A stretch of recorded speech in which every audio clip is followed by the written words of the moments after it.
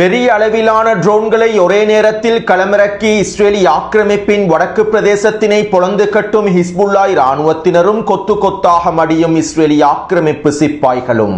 லெபனானினுடைய தலைநகரான பெய்ரூட்டை கைப்பற்றுவதற்கு ஹிஸ்புல்லா இராணுவத்தினர் திட்டமிட்டுள்ளார்களா? லெபனானிய அரசாங்கத்திற்கும் ஹிஸ்புல்லா இராணுவத்திற்கும் இடையிலே ஏற்பட்டிருக்கக்கூடிய முருகல் நிலை அடுத்த கட்டத்தை நோக்கி நகர்கின்றதா? லெபனானிய அரசாங்கம் ஈரான் மீது எவ்வாறான குற்றச்சாட்டுக்களையும் முன்வைத்துள்ளது? சீனாவில் களமிறங்கிய டொனால்ட் ட்ரம்பை வரவேற்பதற்கு செல்லாத சீனாவினுடைய அதிபரும் அவமானப்பட்ட டொனால்ட் ட்ரம்பும் அமெரிக்காவும். ஈரானின் ஹெர்முஸ் ஜலசந்தி ஆயுதத்தினால் பாதிக்கப்பட்டு வரக்கூடிய அமெரிக்க பொருளாதாரமும் இதனால் விற்பனை செய்யப்பட்டிருக்கக்கூடிய பத்திரங்களும் சிக்கிக் கொண்டிருக்கக்கூடிய பென்டகனும் காங்கிரஸ் சபையில் தோற்கடிக்கப்பட்டிருக்கக்கூடிய தீர்மானமும் குவைத்தை இலக்கு வைத்து தாக்குதல்களை மேற்கொள்வதற்கான எல்லாவிதமான உரிமையும் எங்களுக்கு இருக்கின்றது என்கின்ற அறிவிப்பை வெளியிட்ட ஈரானினுடைய வெளியுறவுத்துறை அமைச்சர். நெட்டன்யாஹுவுக்கும் ஐக்கிய அரபு அமீரக ஜியோனிச தலைவர் ஸ்னோபிக்கும் இடையிலே நடைபெற்றிருக்கக்கூடிய பேச்சுவார்த்தைகளும் சந்திப்புகளும் வெளியாக இருக்கக்கூடிய பல உண்மைகளும்.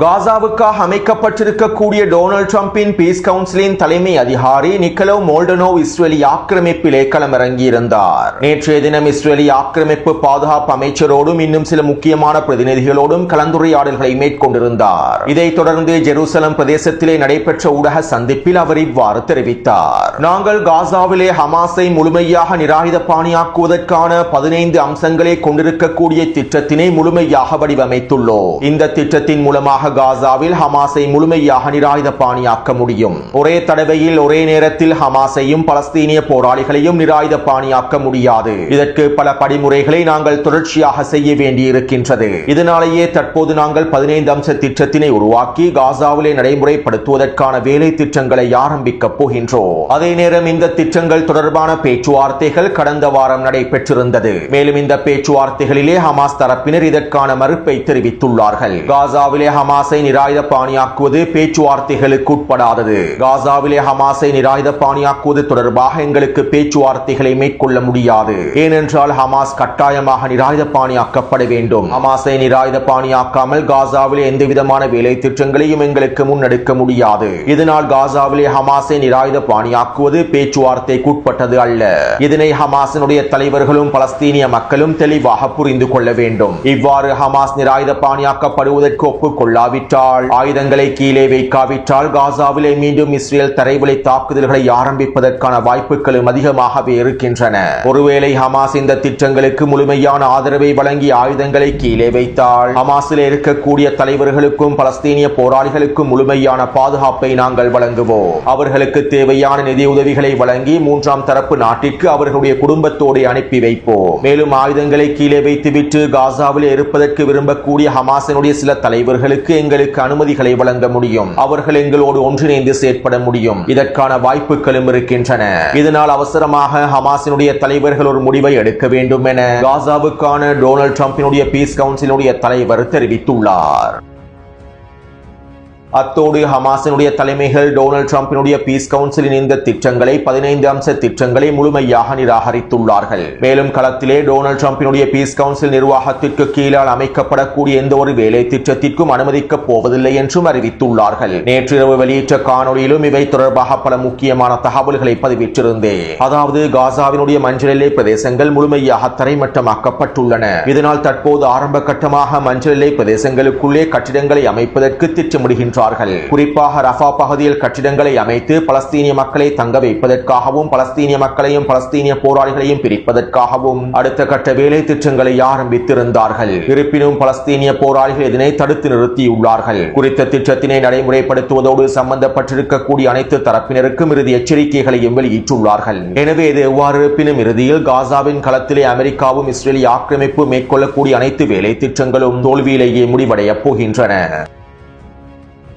அடுத்து இஸ்ரேலிய ஆக்கிரமிப்பினுடைய தற்போதைய பாராளுமன்றத்தை கலைப்பதற்கான மசோதா முன்வைக்கப்பட்டுள்ளது. நெட்டன்யாகுவின் அரசாங்கத்தை கலைப்பதற்கு நாங்கள் முழுமையான ஆதரவை வழங்குகின்றோம் என ஹரேடி யூதர்களுடைய கட்சிகள் அறிவித்திருந்தன.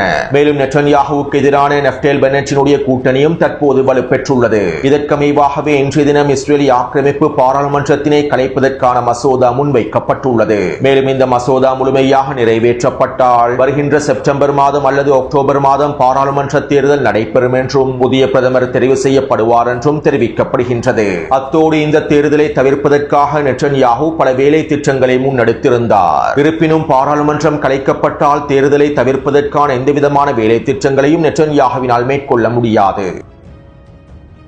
அடுத்து ஈரானுடனான போரின் போது ஈரானுக்கு எதிரான தாக்குதல்களை விரிவாக்குவது தொடர்பாகவும் ஐக்கிய அரபு அமீரகத்திற்கு தேவையான ஆதரவுகளை வழங்குவது தொடர்பாகவும் அவசர பேச்சுவார்த்தைகளை கலந்துரையாடல்களை மேற்கொள்வதற்காக மொசாடினுடைய தலைவர் ஐக்கிய அரபு அமீரகத்திற்கு விஜயம் செய்துள்ளார். ஈரானுக்கு எதிரான போர் ஆரம்பிக்கப்படுவதற்கு முன்பு ஈரானுக்கு எதிரான தரைவழி தாக்குதல்களை மேற்கொள்வதற்கும் ஈரானுக்குள் இருந்து ஈரானிய அரசாங்கத்திற்கு எதிரான தாக்குதல்களை விரிவுபடுத்துவதற்கும் ஈரானுக்குள் இருக்கக்கூடிய கலவரக்காரர்களுக்கு தேவையான நிதி உதவிகளையும் ஆயுதங்களையும் வழங்குவதற்கும் ஐக்கிய அரபு அமீரகத்திலே ஒரு ஒருங்கிணைப்பு மையம் உருவாக்கப்பட்டிருந்தது. 5 மாதங்களுக்கு முன்பே இவை தொடர்பான தகவல்களை நான் குறிப்பிட்டிருந்தேன். இந்த ஒருங்கிணைப்பு மையம் மொசாடினுடைய தலைமையிலேயே மேற்கொள்ளப்பட்டிருந்தது. எனவே இதற்கமைவாகவே மொசாடினுடைய தலைவர் டேவிட் பெர்னியா ஈரானுக்கு எதிரான போரின் போது ஐக்கிய அரபு அமீரகத்திற்கு விஜயம் செய்துள்ளார். மேலும் ஐக்கிய அரபு அமீரகத்திலிருந்து பல ஒருங்கிணைப்பு நடவடிக்கைகளையும் தொடர்ச்சியாக மேற்கொண்டுள்ளார். மேலும் இந்த தகவல்கள் கடந்த 3 தினங்களுக்கு முன்பு வெளியாக இருந்தன. இப்படியான நிலைமையிலேயே நேற்றிரவு நெட்டன்யாகுவினுடைய அலுவலகம் சில அறிக்கைகளை வெளியிட்டிருந்தது. ஈரானுக்கு எதிரான போரினை ஒருங்கிணைப்பதற்காகவும் ஐக்கிய அரபு அமீரகத்திற்கு முழுமையான ஆதரவை வெளிப்படுத்துவதற்காகவும் ஐக்கிய அரபு அமீரகத்தோடு ஒருங்கிணைப்புகளை மேற்கொண்டு அடுத்த கட்ட நடவடிக்கைகளை மேற்கொள்வதற்காகவுமே பிரதமர் நெட்டன்யாகு ஐக்கிய அரபு அமீரகத்திற்கு விஜயம் செய்து ஐக்கிய அரபு அமீரகத்தினுடைய தலைவரை சந்தித்து கலந்துரையாடல்களை மேற்கொண்டுள்ளார் என நெட்டன்யாகுவினுடைய அரசு அலுவலகம் அறிக்கைகளை வெளியிட்டுள்ளது. அத்தோடு கிடைக்கப்பெற்றிருக்கக்கூடிய தகவல்களுக்கு அமைவாக கடந்த மார்ச் மாதம் 26ஆம் தேதியே நெட்டன்யாகு ஐக்கிய அரபு அமீரகத்திற்கு விஜயம் செய்துள்ளார். குறித்த தினத்தில் தான் ஈரானிய கடற்படை தளபதி படுகொலை செய்யப்பட்டார். இஸ்ரேலிய ஆக்கிரமிப்பு ஈரானின் கடற்கரை பிரதேசங்களை இலக்கு வைத்து உச்ச தாக்குதல்களை மேற்கொண்டிருந்தது. இவ்வாறு படுகொலை தாக்குதல்களையும் திசை திருப்பக்கூடிய தாக்குதல்களையும் மேற்கொண்டதற்கு பின்பே நெட்டன்யாகு அவசரமாக ரகசியமாக ஐக்கிய அரபு அமீரகத்தில் களமிறங்கி ஸ்னூப்பியை சந்தித்துள்ளார். இந்த சந்திப்பின் போது தான் ஐக்கிய அரபு அமீரகத்திற்கு தேவையான அயன்டோம் அமைப்புகளை வழங்குவது தொடர்பான ஒப்பந்தங்களும் முடிக்கப்பட்டுள்ளன. அது மட்டுமல்லாமல் ஈரானுக்குள்ளே தாக்குதல்களை மேற்கொள்வதற்கான அனைத்து விதமான உதவிகளையும் இஸ்ரேலிய ஆக்கிரமிப்பு வழங்குவதாக நெட்டன்யாகு உறுதியளித்துள்ளார். மேலும் ஈரானுக்குள்ளே எந்தெந்த பகுதிகளை இலக்கு வைத்து தாக்குதல்களை மேற்கொள்ள வேண்டும் என்கின்ற தகவல்கள் அனைத்தையும் இஸ்ரேலிய ஆக்கிரமிப்பு ஐக்கிய அரபு அமீரகத்தோடும் பகிர்ந்து கொண்டுள்ளது. மேலும் ஈரானுக்கு எதிரான உறுதிப்பாட்டை வலுப்படுத்தும் நோக்கத்தில் நெட்டன்யாகுவுக்கும் ஸ்னோப்பிற்கும் இடையில் பல மணி நேர ரகசிய கலந்துரையாடல்கள் நடைபெற்றிருப்பதாகவே தற்போது தகவல்கள் வெளியாகியுள்ளன. இங்கிருக்கக்கூடிய இன்னும் ஒரு மிக முக்கியமான விடயம் என்னவென்றால் இது நெட்டன்யாகுவினுடைய முதலாவது பயணம் அல்ல. இதற்கு முதல் 3 தடவைகளுக்கு மேலால் நெட்டன்யாகு ஐக்கிய அரபு அமீரகத்திற்கு ரகசியமாக விஜயம் செய்துள்ளார். ஐக்கிய அரபு அமீரகத்தினுடைய தலைவரை சந்தித்து கலந்துரையாடல்களை மேற்கொண்டுள்ளார். ஆனால் இந்த தடவை தான் நெட்டன்யாகு ஐக்கிய அரபு அமீரகத்திற்கு விஜயம் செய்திருப்பதனை உத்தியோகபூர்வமாக அறிவித்துள்ளார் என இஸ்ரேலிய ஆக்கிரமிப்பு ஊடகங்களும் செய்திகளை வெளியிட்டுள்ளன. அதே நேரம் இந்த தகவல்கள் தற்போது உத்தியோகபூர்வமாக வெளிப்படுத்தப்பட்டிருப்பது நெட்டன்யாகுவே ஐக்கிய அரபு அமீரகத்திற்கு சென்றிருப்பதனை உத்தியோகபூர்வமாக அறிவித்திருப்பது இந்த அடிமை அரபு நாடுகளுடைய உண்மையான முகத்தை இன்னும் வெளிப்படுத்தியுள்ளன. மேலும் ஐக்கிய அரபு அமீரகம் என்பது ஜியோனிஸ் அமீரகம் தான் என்பதும் உறுதிப்படுத்தப்பட்டுள்ளது. அத்தோடு ஈரானுக்கு எதிரான அடுத்த கட்ட தாக்குதல்கள் ஆரம்பிக்கப்பட இருக்கக்கூடிய சூழ்நிலையில் இஸ்ரேலிய ஆக்கிரமிப்பு இந்த தகவல்களை வெளியிடுவதற்கான மிக முக்கியமான நோக்கம் ஐக்கிய அரபு அமீரகத்திற்கு எதிராக ஈரான் தாக்குதல்களை மேற்கொண்டால் ஐக்கிய அரபு அமீரகத்திற்கு எதிராக முழுநீள போரை ஈரான் ஆரம்பித்தால் நாங்கள் ஐக்கிய அரபு அமீரகத்திற்கு ஆதரவாக முழுமையாக களமிறங்குவோம் என்பதனை வெளிப்படையாக அறிவிப்பதற்குத்தான். அத்தோடு இங்கிருக்கக்கூடிய வேடிக்கையான விடயம் என்னவென்றால் நெட்டன்யாகுவின் அலுவலகமே இந்த உண்மைகளை வெளிப்படையாக அறிவித்ததற்கு பின்பும் ஐக்கிய அரபு அமீரகத்தினுடைய வெளியுறவுத்துறை அமைச்சகம் இதனை ஏற்றுக்கொள்ளவில்லை. நெட்டன்யாகுவோடு எந்தவிதமான சந்திப்புகளும் நடைபெறவில்லை என ஐக்கிய அரபு அமீரகத்தினுடைய ஜியோனிஸ் அமீரகத்தினுடைய வெளியுறவுத்துறை அமைச்சகம் அறிவித்துள்ளது. இருப்பினும் இவற்றை யாரும் நம்ப போவதில்லை. மேலும் இதற்கு பிறகு ஐக்கிய அரபு அமீரகம் உண்மைகளை மூடி மறைப்பதில் எதுவும் கிடைக்கப் போவதில்லை. அடுத்து குவைத்தினுடைய புபியான் தீவை கைப்பற்றுவதற்காக ஈரானிய IRGC ராணுவத்தின் 6 அதிகாரிகள் களமிறங்கியிருந்தார்கள். அவர்களில் 4 பேரை நாங்கள் கைது செய்து தடுத்து வைத்திருக்கின்றோம் என குவைத்தினுடைய பாதுகாப்பு அமைச்சகம் அறிவித்திருந்தது. நேற்றைக்கு முன்தினம் வெளியிட்ட காணொலிகளில் இவை தொடர்பான தகவல்களை தெளிவாக குறிப்பிட்டிருந்தேன். மேலும் குவைத்தினுடைய பாதுகாப்பு அமைச்சகம் வெளியிட்டிருக்கக்கூடிய கருத்துக்கள் போலியான கருத்துக்கள் என்றும், எங்களுடைய கடற்படையின் 6 அதிகாரிகள் பயணித்த சிறிய கப்பலானது தொழில்நுட்ப கோளாறின் காரணமாக குவைத் எல்லை பிரதேசத்திற்குள்ளே நுழைந்தது. இந்த சந்தர்ப்பத்தில் தான் குவைத்தினுடைய கடற்படையினர் எங்களுடைய அதிகாரிகளை தடுத்து வைத்துள்ளார்கள், கைது செய்துள்ளார்கள். மேலும் இந்த நடவடிக்கைகளை நாங்கள் ஒருபொழுதும் ஏற்றுக்கொள்ளப் போவதில்லை என ஈரானிய தலைமைகள் அறிவித்திருந்தார்கள். மேலும் ஈரான் தந்திரமாக ஏன் இந்த நடவடிக்கையை மேற்கொண்டிருந்தது என்பது தொடர்பாக முன்னே காணொலியில் தெளிவாக குறிப்பிட்டிருந்தேன். இப்படியான நிலைமையிலேயே ஈரானினுடைய வெளியுறவுத்துறை அமைச்சர் அப்பாஸ் அரக்சி அவர்கள் இவ்வாறு தெரிவித்தார். குவைத்தினுடைய பாதுகாப்பு படைப்பிரிவினர் பாரசீக வளைகுடா பிரதேசத்திலே சட்டவிரோதமாக ஈரானிய கடற்படைக்கு சொந்தமான கப்பல் ஒன்றை இலக்கு வைத்து தாக்குதல்களை மேற்கொண்டுள்ளது. மேலும் இந்த தாக்குதலை மேற்கொண்டு எங்களுடைய 4 குடிமக்களையும் தடுத்து வைத்துள்ளது. ஈரானுக்கு எதிரான தாக்குதல்களை மேற்கொள்வதற்காக அமெரிக்கா பயன்படுத்தக்கூடிய புபியான் தீவுக்கு அருகாமையிலேயே இந்த சம்பவம் நடைபெற்றுள்ளது. தற்போது குவைத் அரசாங்கம் சட்டவிரோதமாக கைது செய்து வைத்திருக்கக்கூடிய எங்களுடைய குடிமக்களை விடுவிக்க வேண்டும். இல்லாவிட்டால் குவைத்துக்கு எதிரான பதிலடி தாக்குதல்களை மேற்கொள்வதற்கான எல்லாவிதமான உரிமையும் எங்களுக்கு இருக்கின்றது என ஈரானிய வெளியுறவுத்துறை அமைச்சர் அப்பாஸ் அரக்சி அவர்கள் தெரிவித்துள்ளார். எனவே அடுத்த கட்ட போரில் குவைத்தி அடிமைகளுக்கு தரமான விருந்துபசாரங்களை வழங்குவதற்கான அனைத்து தாக்குதல் திட்டங்களையும் ஈரானிய தலைமைகள் வகுத்து விட்டார்கள். அதிலும் குறிப்பாக அமெரிக்க ராணுவம் பயன்படுத்தக்கூடிய புபியான் தீவை கைப்பற்றுவதற்கான அனைத்து விதமான வேலை திட்டங்களையும் முடித்து விட்டார்கள். இதற்கமைவாகவே ஈரானிய வெளியுறவுத்துறை அமைச்சர் அப்பாஸ் அரக்சி அவர்களும் தரமான மிரட்டலான அறிவிப்புகளை வெளியிட்டுள்ளார்.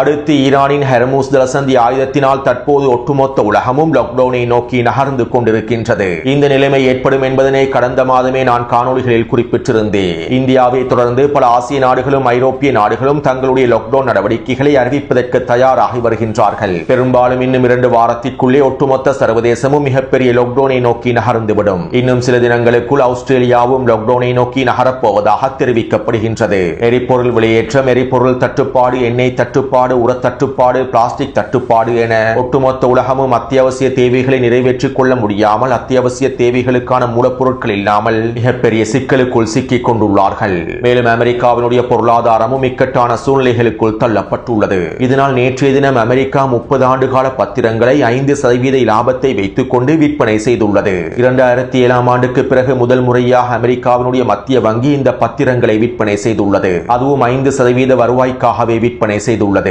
அமெரிக்காவினுடைய மொத்த கடன் 38 டிரில்லியன்களையும் தாண்டி நகர்ந்து கொண்டிருக்கின்றது. மேலும் இந்த பொருளாதார நெருக்கடிகளை ஓரளவாவது குறைப்பதற்காகவே தற்போது பத்திரங்களையும் விற்பனை செய்வதற்கு அமெரிக்கா ஆரம்பித்துள்ளது. அது மட்டுமல்லாமல் அமெரிக்காவினுடைய பென்டகன் ஆயுதங்களை உற்பத்தி செய்வதற்கான பணம் இல்லாமல் சிக்கிக் கொண்டுள்ளது. நான் ஜனாதிபதியாக பதவியேற்றால் அமெரிக்காவினுடைய பாதுகாப்பு செலவுகளை $1 டிரில்லியன் இருந்து $500 பில்லியன் அளவில் குறைப்பேன் என டொனால்ட் ட்ரம்ப் தெரிவித்தார். ஆனால் தற்போது டொனால்ட் ட்ரம்ப் பாதுகாப்பு செலவுகளுக்காக $1.5 டிரில்லியன் தற்போது முன்வைத்துள்ளார். அமெரிக்காவினுடைய அடுத்த வரவு செலவு திட்டத்தில் பாதுகாப்பு செலவுகளுக்காக $1.5 டிரில்லியன் கோரிக்கை விடுக்கப்பட்டுள்ளன. மேலும் ஈரானுக்கு எதிரான போரிலே அமெரிக்காவின் கையிருப்பில் இருக்கக்கூடிய அதிகளவான குண்டுகளும் ஆயுதங்களும் பயன்படுத்தப்பட்டுள்ளன. இவற்றை மீள் நிரப்புவதற்காக பல பில்லியன் டாலர்கள் தேவைப்படுகின்றன. இதனாலேயே தற்போது பென்டகன் முழுமையாக சிக்கிக் கொண்டிருப்பதாகவும் அடுத்த வரவு செலவு திட்டத்தில் $1.5 டிரில்லியன் அனுமதி கிடைக்கப் பெறாவிட்டால் ஆயுத உற்பத்தி துறையில் மிகப்பெரிய சிக்கல்களை எதிர்நோக்க வேண்டி ஏற்படும் என்றும் அமெரிக்காவினுடைய இராணுவ ஆய்வாளர்கள் கருத்துக்களை வெளியிட்டுள்ளார்கள். எனவே ஈரானுக்கு எதிரான முற்றுகையை தொடர்ச்சியாக மேற்கொண்டு ஈரானுக்கு உச்சழுத்தங்களை வழங்கி ஈரானை சரணடைய வைக்க முடியும் என டொனால்ட் ட்ரம்ப் திட்டமிட்டார். ஆனால் தற்போது ஈரானுக்கு எதிரான முற்றுகை டொனால்ட் ட்ரம்புக்கு மிகப்பெரிய புதைக்குழியாக மாறிவிட்டது. இன்னும் ஒரு மாதத்திற்கு வேண்டுமானாலும் அமெரிக்காவினுடைய முற்றுகையை சமாளிப்பதற்கு ஈரான் தயாராகவே இருக்கின்றது. மேலும் இதன் விளைவாக தற்போது ஒட்டுமொத்த உலகினுடைய பொருளாதாரமும் மிகப்பெரிய சிக்கலுக்குள் தள்ளப்பட்டுள்ளது. ஈரானினுடைய ஹெர்முஸ் ஜலசந்தி எனும் ஆயுதம் அமெரிக்காவின் நட்பு நாடுகளுடைய பொருளாதாரத்திற்கு மிகப்பெரிய சவாலாகவும் மாறியுள்ளது. எனவே தற்போது டொனால்ட் ட்ரம்ப் ஈரானினுடைய நிபந்தனைகளை ஏற்றுக்கொள்ள வேண்டும் அல்லது ஈரானுக்கு எதிரான போரை ஆரம்பிக்க வேண்டும். தற்போதைய சூழ்நிலையில் ஈரானுக்கு எதிரான அடுத்த கட்ட தாக்குதல்கள் ஆரம்பிக்கப்படுவது, அடுத்த கட்ட போர் ஆரம்பிக்கப்படுவது நிச்சயமாக மிகப்பெரிய உலக போராகவே மாறிவிடும். இதற்கான பாதையை நோக்கிய தற்போது அனைத்து சூழ்நிலைகளும் ஏற்படுத்தப்பட்டு வருகின்றன. அத்தோடு ஈரானுக்கு எதிரான அடுத்த கட்ட தாக்குதல்களை அமெரிக்கா மேற்கொள்ளக்கூடாது. அவ்வாறு மேற்கொள்வதாக இருந்தால் காங்கிரஸ் சபையினுடைய அனுமதியை பெற்றுக்கொள்ள வேண்டும் என காங்கிரஸில் முன்மொழிவுகள் முன்வைக்கப்பட்டிருந்தன. ஆனால் தற்போது குறித்த முன்மொழிவானது தோற்கடிக்கப்பட்டுள்ளது. ஒரே ஒரு வாக்கு வித்தியாசத்தில் குறித்த முன்மொழிவு தோற்கடிக்கப்பட்டுள்ளது. இதனால் ஈரானுக்கு எதிரான அடுத்த கட்ட தாக்குதல்களை ஆரம்பிப்பதற்கு டொனால்ட் டிரம்பினுடைய நிர்வாகத்திற்கு காங்கிரஸ் சபையினுடைய அனுமதியை பெற்றுக்கொள்ள தேவையில்லை. காங்கிரசினுடைய அனுமதி இல்லாமலேயே அடுத்த கட்ட தாக்குதல்களை ஈரானுக்கு எதிராக மேற்கொள்ள முடியும். இதற்கான சூழ்நிலைகளே தற்போது காங்கிரஸ் சபையிலும் ஏற்படுத்தப்பட்டுள்ளது. அடுத்து நேற்றிரவு டொனால்ட் ட்ரம்ப் சீனாவிலே களமிறங்கினார். மேலும் டொனால்ட் ட்ரம்பை வரவேற்பதற்காக சீனாவினுடைய அதிபர் வருகை தந்திருக்கவில்லை. வழமையாக அமெரிக்க ஜனாதிபதியை வரவேற்பதற்காக குறித்த நாட்டினுடைய அதிபர் விமான நிலையத்திற்கு செல்வார்கள். அமெரிக்க ஜனாதிபதிக்கு உச்ச கௌரவத்தை வழங்க வேண்டும் என்கின்ற நோக்கத்திற்காகவே நாட்டினுடைய அதிபர்கள் அமெரிக்க ஜனாதிபதியை வரவேற்பதற்காக விமான நிலையத்திற்கே செல்வார்கள். ஆனால் சீனாவினுடைய அதிபர் விமான நிலையத்திற்கு செல்லவில்லை. சீனாவினுடைய பிரதி ஜனாதிபதி மற்றும் ஏனைய சிறிய பிரதிநிதிகள் மூலமாகவுமே டொனால்ட் ட்ரம்பை வரவேற்றிருந்தார்கள். இவ்வாறு சீனாவினுடைய அதிபர் நேரடியாக சென்று டொனால்ட் ட்ரம்பை வரவேற்காமல் இருந்தது டொனால்ட் ட்ரம்புக்கு ஏற்பட்டிருக்கக்கூடிய மிகப்பெரிய அவமானம் என்றும் அமெரிக்காவுக்கு ஏற்பட்டிருக்கக்கூடிய மிகப்பெரிய அவமானம் என்றும் தற்போது சமூக ஊடக வலைத்தளங்களில் செய்திகள் பகிரப்படுகின்றன.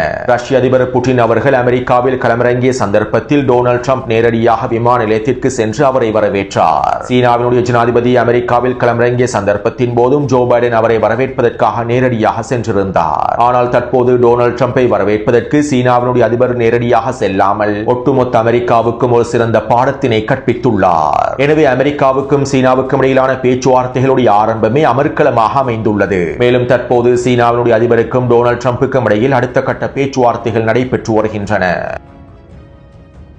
அடுத்து தெற்கு லெபனான் பிரதேசத்திலே மோதல்கள் உச்சக்கட்டத்தை அடைந்துள்ளன. இஸ்ரேலி ஆக்கிரமிப்பு தெற்கு லெபனான் பிரதேசத்தில் தொடர்ச்சியான படுகொலை தாக்குதல்களை மேற்கொண்டு வருகின்றது. கடந்த 48 மணித்தியாலங்களுக்குள் தெற்கு லெபனான் பிரதேசத்திலே 20க்கும் அதிகமான வான்வழி தாக்குதல்களும் ட்ரோன் தாக்குதல்களும் மேற்கொள்ளப்பட்டுள்ளன. அதே போன்று இந்த தாக்குதல்களுக்கு பதிலடியாக ஹிஸ்புல்லா ராணுவத்தினரும் வீரியமான பதிலடி தாக்குதல்களை மேற்கொண்டு வருகின்றார்கள். இதற்கமைவாக கடந்த 48 மணித்தியாலங்களுக்குள் ஹிஸ்புல்லா ராணுவத்தினர் 35க்கும் அதிகமான தாக்குதல்களை மேற்கொண்டுள்ளார்கள். மேலும் இவ்வளவு நாளாக மேற்கொள்ளாத அடுத்த கட்ட தாக்குதல்களை இஸ்ரேலி ஆக்கிரமிப்பின் வடக்கு பிரதேசத்தை இலக்கு வைத்து மேற்கொண்டுள்ளார்கள். அதாவது இஸ்ரேலி ஆக்கிரமிப்பின் வடக்கு பிரதேசத்தை இலக்கு வைத்து பெரிய அளவிலான ட்ரோன் தாக்குதல்களை ஹிஸ்புல்லா ராணுவத்தினர் மேற்கொண்டிருந்தார்கள். ஆரம்ப கட்டமாக ஒரே நேரத்தில் 30க்கும் அதிகமான ட்ரோன்களை களமிறக்கி இஸ்ரேலி ஆக்கிரமிப்பின் வடக்கு பிரதேசத்தை இலக்கு வைத்து தாக்கியுள்ளார்கள். ஆக்கிரமிக்கப்பட்ட வடக்கு பிரதேசத்திலே நிலை கொண்டிருக்கக்கூடிய இஸ்ரேலி ஆக்கிரமிப்பு சிப்பாய்களுக்கு எதிராகவும் இராணுவ கட்டளை தளங்களுக்கு எதிராகவும் அவர்களுடைய போர் வாகனங்களுக்கு எதிராகவும் ஒரே நேரத்தில் அதிகளவான ட்ரோன்கள் களமிறக்கப்பட்டு தாக்குதல்கள் மேற்கொள்ளப்பட்டுள்ளன. இந்த தாக்குதல்களின் போது கிட்டத்தட்ட 25க்கும் அதிகமான இஸ்ரேலி ஆக்கிரமிப்பு சிப்பாய்கள் கொல்லப்பட்டும் படுகாயங்களுக்கு உள்ளாக்கப்பட்டிருப்பதாகவும் தெரிவிக்கப்படுகின்றது. மேலும் 5க்கும் அதிகமான இராணுவ கட்டளை தளங்களில் வெடிப்புகள் பதிவாகியுள்ளன. 3 போர் வாகனங்கள் இலக்கு வைக்கப்பட்டுள்ளன. இவ்வாறு இந்த தாக்குதல்கள் மேற்கொள்ளப்பட்ட அரை மணித்தியாலங்களுக்குள் 2ஆம் கட்ட ட்ரோன் தாக்குதல்களை மேற்கொண்டுள்ளார்கள். இதன்போது கிட்டத்தட்ட 45க்கும் அதிகமான ட்ரோன்கள் களமிறக்கப்பட்டதாகவும் இந்த தாக்குதலிலும் இஸ்ரேலி ஆக்கிரமிப்பு சிப்பாய்கள் கொத்து கொத்தாக அளிக்கப்பட்டிருப்பதாகவும் தெரிவிக்கப்படுகின்றது. அதாவது ஆரம்ப கட்ட தாக்குதலிலே கொல்லப்பட்ட படுகாயமடைந்த இஸ்ரேலி ஆக்கிரமிப்பு சிப்பாய்களை மீட்பதற்காக வருகை தந்த மீட்பு படைகளை இலக்கு வைத்தும் ஏனைய சோதனை சாவடிகளை இலக்கு வைத்தும் முக்கியமான தளங்களை இலக்கு வைத்துமே இந்த 2ஆம் கட்ட தாக்குதல் மேற்கொள்ளப்பட்டுள்ளது. மேலும் இந்த 2ஆம் கட்ட தாக்குதலிலும் 5க்கும் அதிகமான போர் வாகனங்கள் அளிக்கப்பட்டிருப்பதாக தெரிவிக்கப்படுகின்றது. அதே போன்று தெற்கு லெபனான் பிரதேசத்திலே நிலை கொண்டிருக்கக்கூடிய இஸ்ரேலி ஆக்கிரமிப்பு சிப்பாய்களுக்கு எதிராகவும் போர் வாகனங்களுக்கு எதிராகவும் டசன் கணக்கான ட்ரோன் தாக்குதல்களையும் கவச எதிர்ப்பு ஏவுகணை தாக்குதல்களையும் மேற்கொண்டுள்ளார்கள். அல்பயாதா, டேர்சிரியன், ஐட்டா, அல்ஷா, பைட்டரூன் ஆகிய பிரதேசங்களிலும் தைபே பிரதேசத்திலும் இந்த தாக்குதல்கள் மேற்கொள்ளப்பட்டுள்ளன. மேலும் இந்த தாக்குதல்களில் குறைந்தது 30க்கும் அதிகமான இஸ்ரேலி ஆக்கிரமிப்பு சிப்பாய்கள் கொல்லப்பட்டு படுகாயமடைந்திருக்கலாம் என்றும் 10க்கும் அதிகமான போர் வாகனங்கள் அளிக்கப்பட்டிருப்பதாகவும் தெரிவிக்கப்படுகின்றது. அத்தோடு லெபனானி அரசாங்கத்திற்கும் ஹிஸ்புல்லா ராணுவத்திற்கும் இடையிலான முருகல் நிலையானது தற்போது உச்சக்கட்டத்தை நோக்கி நகர்ந்துள்ளது. இஸ்ரேலி ஆக்கிரமிப்போடு லெபனானி அரசாங்கம் நேரடியான பேச்சுவார்த்தைகளை மேற்கொண்டு இயல்பாக்கத்தினை ஏற்படுத்தினால் ஹிஸ்புல்லா சில தீர்க்கமான முடிவுகளை எடுக்கப் போவதாகவும் தெரிவிக்கப்படுகின்றது. இப்படியான நிலைமையில் லெபனானி அரசாங்கம் ஐநாவிலே ஈரானுக்கு எதிரான முறைப்பாடுகளை முன்வைத்துள்ளது. முதல் முறையாகவே இவ்வாறு லெபனானி அரசாங்கம் ஈரானுக்கு எதிரான முறைப்பாடுகளை முன்வைத்துள்ளது. தூதரக உறவுகள் மீதான வியன்னா உடன்படிக்கையை ஈரான் மீறியுள்ளது. செய்துள்ளது. லெபனானை போருக்கு இழுத்து லெபனானினுடைய இறையாண்மையை ஆபத்திற்குள் தள்ளியுள்ளது. லெபனானிய அரசாங்கத்தினுடைய விருப்பத்திற்கு எதிராக லெபனானிய நாட்டை நடத்துவதற்கு ஈரான் எல்லாவிதமான வேலை திட்டங்களையும் மேற்கொள்கின்றது. இதனால் அவசரமாக ஐக்கிய நாடுகள் சபையானது ஈரானுக்கு எதிரான முடிவுகளை எடுக்க வேண்டும் என்றும் லெபனானிய விவகாரங்களில் இருந்து ஈரானை தடுத்து நிறுத்துவதற்கு அனைத்து விதமான வேலை திட்டங்களை மேற்கொள்ள வேண்டும் என்றும் லெபனானிய அடிமை தலைமைகள் ஐநாவினுடைய பாதுகாப்பு சபையில் ஈரானுக்கு எதிரான குற்றச்சாட்டுக்களை முன்வைத்துள்ளார்கள். அத்தோடு லெபனானிய அரசாங்கத்தினுடைய இந்த முடிவுகளை தொடர்ந்து லெபனானினுடைய தலைநகரான பெய்ரூட்டை கைப்பற்றுவதற்கான திட்டங்களை ஹிஸ்புல்லா ராணுவத்தினர் வகுத்திருப்பதாகவும் இஸ்ரேலிய ஆக்கிரமிப்போடு இயல்பாக்கத்தை ஏற்படுத்துவதற்கான முயற்சிகள் அடுத்த கட்டத்தை நோக்கி நகர்ந்தால் இந்த திட்டத்தினை நடைமுறைப்படுத்துவதற்கான அனைத்து விதமான வேலை திட்டங்களையும் ஹிஸ்புல்லா ராணுவத்தினர் முழுமையாக களமிறக்கப் போவதாகவும் தகவல்கள் வெளியாகியுள்ளன. மேலும் லெபனானுடைய தலைநகரை கைப்பற்றக்கூடிய திட்டத்தில் லெபனானிய அரசியல் தலைமைகள் கூட படுகொலை செய்யப்படலாம் என்றும் லெபனானிய ஆய்வாளர்கள் எச்சரிக்கைகளை வெளியிட்டுள்ளார்கள். எனவே லெபனானிய களத்தில் எவ்வாறான விளைவுகள் ஏற்பட போகின்றது என்பதனை நாங்கள் பொறுத்திருந்து பார்ப்போம். அத்தோடு இந்த காணொலி தொடர்பான கருத்துக்களை பதிவிடுங்கள். அடுத்த காணொலியை விரைவாக வெளியிடுகின்றேன். தொடர்ந்தும் என்னுடன் இணைந்து